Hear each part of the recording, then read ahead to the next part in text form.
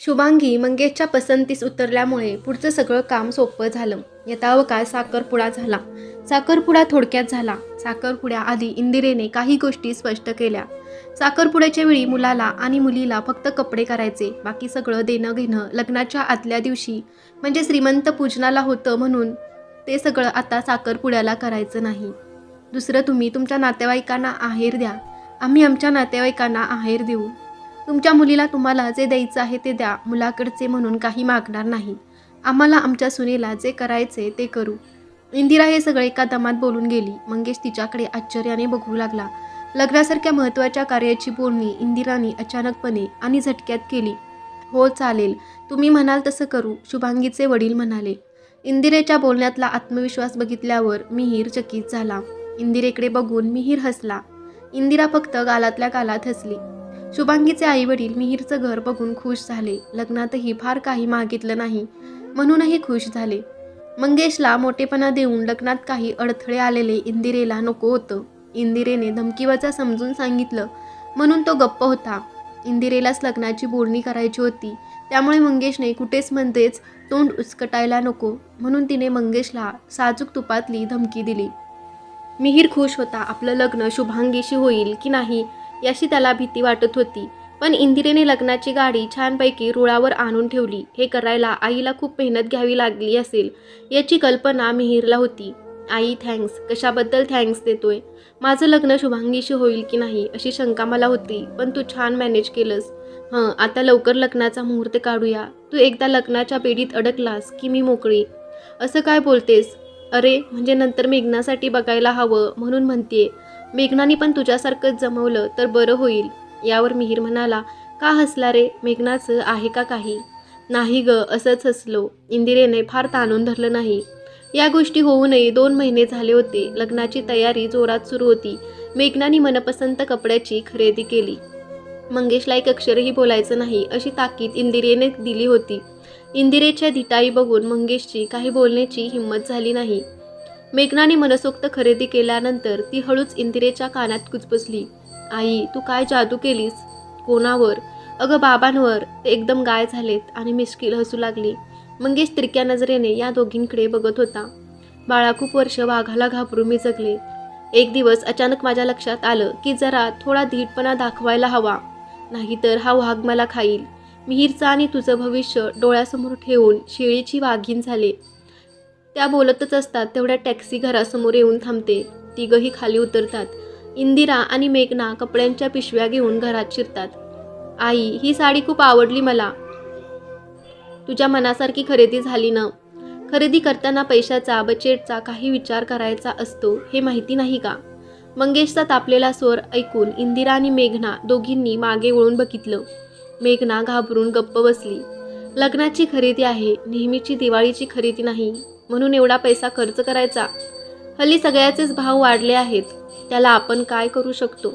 त्या मोलकरणीला एवढी महागाईची साडी घेण्याची काय गरज होती? गेले 12 वर्षापासून ती आपल्याकडे काम करते.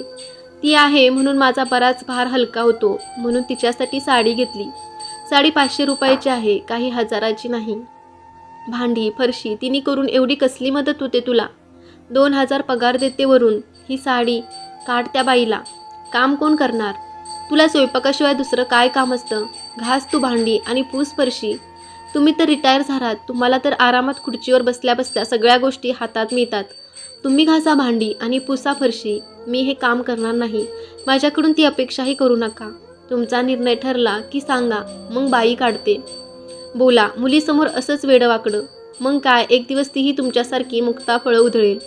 मुलांना कळतं आपले वडील कसेही वागले तरी ते वडील आहेत, तर त्यांना योग्य तो मान दिला पाहिजे. एवढं शिकवलं मी. उपकार केले माझ्यावर. तुम्ही प्रत्येक वाक्याला वाकड्यात शिरायचं ठरवलं तर समोरच्या माणसांनी कसं वागायचं? मेघना, सगळे कपडे पुन्हा तसेच ठेव. रात्री सगळ्या कपड्यांवर कोणती साडी कोणाला द्यायची अशा चिठ्ठ्या लिहून स्टॅपल करून ठेवू. ठीक आहे. मेघना कपडे आवरू लागली. इंदिरा मंगेशकडे लक्ष न देता खोली बाहेर गेली. कपडे आवरता आवरता डोळ्यांच्या कोपऱ्यातून मेघनाला मंगेश रागाने हात झटकत बाहेर गेलेला दिसला. मेघनाला हसू आलं. बघता बघता मिहीरचं लग्न जवळ आलं. इंदिरेची आता लगबग सुरू झाली होती. मेघनाचं प्रोजेक्ट चालू असल्याने तीही इंदिरेला मदत करायला येऊ शकत नव्हती. मंगेशचा भाऊ शरद आणि त्याची बायको प्रेमा दोघांनीही इंदिरेच्या मदतीला यायची इच्छा असूनही येता येत नव्हतं. याला कारण मंगेशचा स्वभाव. सोनाऱ्याकडे इंदिरा शरद आणि प्रेमाला बरोबर घेऊन गेली होती. इंदिरेबरोबर मेघनाही होती. इंदिरा मेघनाला तिच्या आवडीचे दागिने घेऊन देणार होती. मंगेशला या गोष्टीची कल्पना नव्हती. त्याला हे सांगायचं नाही हे इंदिरेने पक्क ठरवलं होतं. वहिनी, मंगेशचा स्वभाव लहानपणापासूनच असा आहे. फार हट्टी आहे. कोणाचंच कधीच त्याने ऐकलं नाही. फक्त स्वतःच्या मनाचंच करत आला. आई अप्पांचं सुद्धा कधी ऐकलं नाही. माहिती आहे भाऊची मला, पण आता त्याचा उपयोग काय? ते लहान असतानाच अप्पांनी त्यांना चांगली कडक शिस्त लावायला हवी होती. पण जरा स्वभाव बदलला असता असं आता म्हणून शिकतो. आता कठीण आहे. खरंय वहिनी, तुम्ही खूप सहन केलं. मी यांना म्हणते, इंदिरा वहिनीसारखी सहनशक्ती आपण कमवायला हवी. प्रेमा, अगं माझा स्वभाव लहानपणापासून जरा नरमाईने वागणारा आहे. त्यामुळे यांचा धाक, विचित्र वागणं यावर शांतपणे विचार करून शांत बसण्याची सवय लागली. मुलं लहान होती तेव्हा ठीक होतं, पण मुलांचं भविष्य ठरवण्याची वेळ आली तेव्हा एक विचार माझ्या मनात आला की आता आपण आपलं मत मांडायला हवं आणि मुलांच्या पाठी ठाम उभं राहायला हवं. खूप छान निर्णय घेतला तुम्ही. त्यामुळे आज मिहिर आणि मेघना दोघांचं भविष्य चांगलं झालंय. या 1 वर्षात मेघनासुद्धा नोकरीला लागेल. वहिनी, कसलीही गरज लागली तर आम्ही नेहमीच तुमच्याबरोबर. हो भाऊजी, मला माहिती आहे. आज आपण इथे खरेदी केली आहे हे सांगायचं नाही, इंदिरा म्हणाली. त्यांनी काळजी करू नका वहिनी, प्रेमा म्हणाली. जरा वेळाने शरद आणि प्रेमा आपल्या घरी गेले. इंदिरा आणि मेघना आपल्या घरी जायला निघाले. घरी येता सहजपणे इंदिरा मेघनाला म्हणाली, कितीही आधीपासून तयारी केली तरी शेवटच्या क्षणापर्यंत काहीतरी राहतच. इंदिरा म्हणाली, थाटात लग्न करायची गरज नाही. जेवढा खर्च कपडे आणि दागिन्यांवर झाला तेवढा पुष्कळ झाला. मंगेशने निर्मिनीच्या सुरात सांगितलं. लग्न थाटात करायचंच नाही म्हणजे काय? ऐन वेळेवर निर्णय बदलायचं कारण काय? इंदिरेने चिडून विचारलं. सगळे पैसे काय मिहिरच्या लग्नातच संपवायचे का? मेघनाचं लग्न कसं करणार याचा विचार केला का? मी रिटायर झालो आहे. आपल्या घरातील हे पहिलं लग्न आहे. थाटात करायचं नाही म्हणजे कसं करायचं? इंदिराची तगमग तिच्या आवाजातून जाणवत होती. Court marriage. लग्नाच्या वेळी फक्त साक्षीदार असतील, आपल्याकडून आणि त्यांच्याकडून सुद्धा. काय? इंदिरा जवळजवळ किंचाळीच. मुलीकडच्या लोकांनी हॉल बुक केला आहे. त्यांच्याकडच्या पाहुण्यांना आमंत्रण गेलेले आहेत.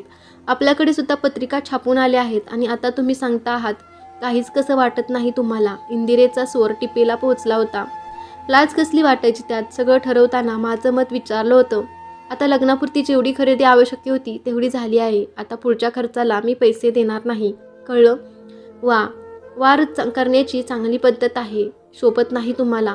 तुम्हाला पैसे द्यायचे नसतील तर देऊ नका. लग्न कसं करायचं मी बघीन. इंदिरा ठामपणे बोलून तिथून निघून गेली. पैसे कुठून आणणार? कर्ज कोणाकडून घेणार? कोण देणार कर्ज तुझ्यासारख्या बिना नोकरीच्या बाईला? मंगेशचा स्वर कुस्तीत होता. पैसे कुठून आणायचे हा प्रश्न आहे. त्याची तुम्ही काळजी करू नका. एवढं बोलून आपल्या कामाला लागली. इंदिरा कामाची यादी काही राहिलं नाही ना बघत होती. मेघना आली. तिचा चेहरा खूप चिंतेत होता. आई, बाबांनी हे वेगळंच काय नाटक सुरू केलंय? मेघना, त्यांना मिहिरला बाहेर नोकरीसाठी पाठवण्यापासून ते त्याच्या लग्नापर्यंत मी त्यांना कशातच महत्त्व दिले नाही. त्यामुळे त्यांचा अहंकार दुखवला गेला आहे. त्यामुळे कसंही करून या लग्नात ते खोडा टाकण्याचा ते प्रयत्न करत आहेत. होईल सगळं नीट. कसं? मेघनाने विचारलं. तिला बोटांची हालचाल करून तुला मेसेज करीन असं सांगितलं. त्याच्या मागचं कारण काही मेघनाला कळलं नाही. तेव्हा इंदिरा म्हणाली, भिंतीला पण कान असतात. हे ऐकताच मेघनाला समजलं. तिनं ओके म्हणत इंदिराला मिठी मारली. दोघी हसल्या. मंगेश या नवीन पावित्र्यामुळे इंदिराला फार संताप आला. माणसांनी किती आपल्या अहंकाराला जपावं. पोटच्या मुलाच्या लग्नात अशा पद्धतीने खोडा टाकायचा. इंदिराने मनाशी काहीतरी ठरवलं आणि ती बागेत आली. झाडाला आळं करता करता तिने शरदला फोन लावला. इंदिरेने आपल्या कानात मुद्दाम हेडफोन घातला होता आणि तिचं सगळं लक्ष दाराकडे होतं. मंगेशचा काही भरोसा नाही. कधीही तो आपलं बोलणं ऐकायला मागे येईल अशी शक्यता इंदिरेला वाटत होती. म्हणून हा सावध पवित्रा इंदिरेने घेतला. हॅलो वहिनी, बोला. शरद भाऊजी, आज संध्याकाळी घरी आहात का? हो. काही काम आहे का? आज त्यांनी वेगळाच गोंधळ घातला आहे म्हणून तुमच्याशी बोलायला यायचं होतं. मंगेशनी गोंधळ घातला आहे. कमाल आहे मंगेशची. या वहिनी. ठीक आहे. इंदिरेने फोन ठेवला. संध्याकाळी इंदिरा तिच्या नवीन साड्या घेऊन निघाली. बरोबर मेघना पण होती. कुठे निघाल्या? टेरलकडे. कशाला? मंगेशने नेहमीच्या संशयी स्वरात विचारलं. लग्नासाठी घेतलेल्या साड्या फॉल पिको करायला द्यायच्या आहेत. इतक्या आधीपासून लग्न सराई आहे, टेलरकडे खूप काम असतं. चल मेघना. मंगेशला फार स्पष्टीकरण देण्याच्या भानगडीत न पडता इंदिरा मेघनाला घेऊन बाहेर पडली. शरद आणि प्रेमा इंदिरा आणि मेघनाची वाट बघत होते. प्रेमा, मला कळत नाही या मंगेशने काय घोळ घातला आहे, संचित चेहऱ्याने शरद म्हणाला. तुम्हाला मंगेश भाऊजींचा स्वभाव माहिती आहे ना, काहीतरी कारण काढलं असेल.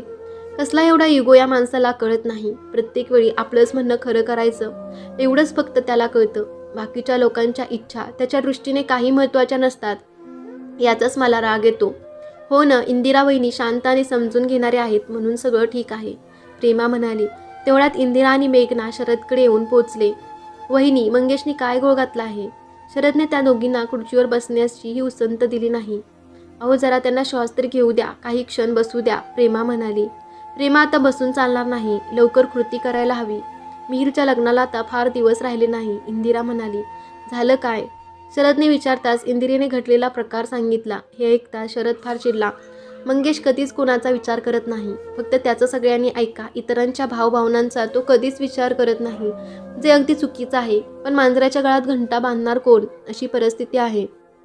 मी ठामपणे सांगितलं आहे, मी व्यवस्था करीन. मिहीर काही पैसे देईल, त्याला कर्जच काढावं लागेल. भाऊजी, थोडंफार तुम्हाला मदत करावी लागेल. वहिनी, तुम्ही काळजी करू नका, मी करतो पैशांची सोय. यावर नंतर बरीच चर्चा झाली. इंदिरा आणि मेघना दोघी घरी जायला निघाल्या. शरदच्या बोलण्याने दोघींनी निश्वास सोडला. दोघी घरात शिरताच मंगेशनी उलट तपासणी घ्यायला सुरुवात केली. एवढा उशीर का झाला. तुम्ही काय माझ्यावर लक्ष ठेवता. तुम्हाला मी कुठे जाते, काय करते हे सांगण्याची गरज नाही. नवरा आहे मी तुझा. ओरडू नका. माझ्याशी बोलताना आवाज खाली ठेवायचा. मला खूप काम आहेत. इंदिरा निघून गेली. ती एवढा वेळ कुठे गेली होती हे शेवटी मंगेशला कळलंच नाही. याचाच त्याला फार राग आला. इंदिराने मिहीरला सगळी कल्पना दिली. ती पुढे असंही म्हणाली. मिहीर, बाबांनी मध्येच खोडा टाकण्याचं काम केलंय, तू काळजी करू नकोस. बाबा असं का वागतात ग प्रत्येक वेळी. इतर लोकांना त्यांच्या मनासारखं करायचंच असतं, हे लक्षात येत नाही त्यांच्या. सगळं लक्षात येतं, पण त्यांचा स्वभाव असाच आहे. त्यांना जे करायचं आहे किंवा जे करावंसं वाटणार तेच ते करणार. कुटुंबातील इतर व्यक्ती या त्यांच्या दृष्टीने माणसं नाहीत, तर त्यांना हुकूम पाळणारे दास आहेत. मिहीर, एक गोष्ट तू लक्षात ठेव की लग्न झाल्यावर शुभांगीशी तू असं वागायचं नाही. प्रत्येक व्यक्तीला स्वतंत्र व्यक्तिमत्व असतं, त्याला इच्छा असतात, अपेक्षा असतात, हेच लक्षात ठेव. हो आई, तू जे म्हणतेस तसंच वागीन. बाबांच्या या स्वभावामुळे माझं लहानपण कसं गेलं हे मला चांगलंच माहिती आहे. त्याचबरोबर तुझ्याशी ते कसे वागले हेही मला माहिती आहे. त्यामुळे शुभांगीच्या बाबतीत आणि माझ्या मुलांच्या बाबतीत ही चूक अजिबात करणार नाही. गुड. कोणाचा फोन आहे, मंगेशने विचारलं. इंदिरेचा. फोन स्पीकरवर टाकला आणि म्हणाली. मिहीर, मी फोन स्पीकरवर ठेवला आहे. बाबा आहेत माझ्या बाजूला, तू बोल. अरे आई, बाबा असताना का फोन स्पीकरवर ठेवला. मिहीर, तुझं लहानपण कसं गेलं हे तू सांग आता त्यांना, कारण ही छान संधी आहे. त्यांना वाटतं मी दोन्ही मुलांना भडकवलं आहे. तू तुझा अनुभव बिनधास्त सांग. त्यांना कळू दे, त्यांच्या हेकटपणामुळे त्यांच्या मनासारखं झालं, पण मुलांचं काय, किती नुकसान झालं. बोल, तू न घाबरता, मी आहे.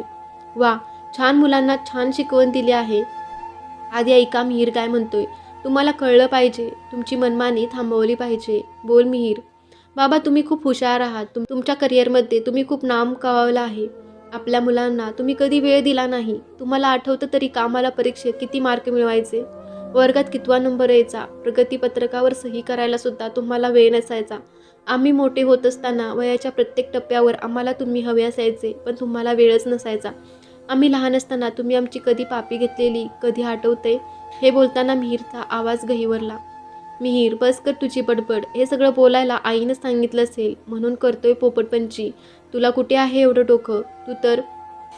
इंदिरा मंगेशचं बोलणं मध्येच कापत म्हणाली. मिहीर, आता यापुढे तुझ्या मनातली कुठल्याही भावना बाबांना सांगायच्या नाहीत, कारण त्यांना तुझं मन, तुझ्या भावना समजून घ्यायच्या नाही. ठेव फोन. इंदिरेने रागाने फोन बंद केला आणि चिडून ती मंगेशला म्हणाली. तुमचं काळीच दगडाचं आहे हे आज पक्क कळलं. मुलाशी कसं बोलता. तुमचं प्रेम मिळवण्यासाठी दोघंही धडपडत राहिली, पण तुम्हाला किंमत नाही त्यांची. तुमचं विचित्र वागणं तुमच्या जवळच ठेवा. यामुळे तुमच्या विचित्र वागण्याला मी आणि माझी मुलं बळी पडणार नाही, कळलं. इंदिरा रागाने निघून गेली. मंगेशला काहीच फरक पडला नाही, कारण मंगेश अतिशय अप्पलपोटा, आतल्या घाटीचा आणि फक्त स्वतःला महत्त्व देणारा माणूस होता. मिहीरच्या लग्नानंतर घरातील वातावरण पूर्णपणे बदलण्याचा निश्चय इंदिरेने केला.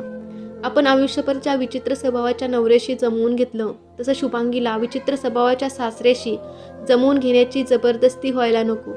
त्यामुळे आत्तापासूनच मंगेशशी वागताना अरेला का रे हाच मंत्र वापरायचा असा निश्चय करून इंदिरा पुढील कामाला लागली.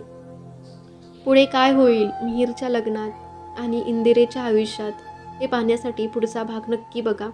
अशाच नवीन नवीन गोष्टी ऐकण्यासाठी आपल्या चॅनेलला सबस्क्राईब करा. धन्यवाद.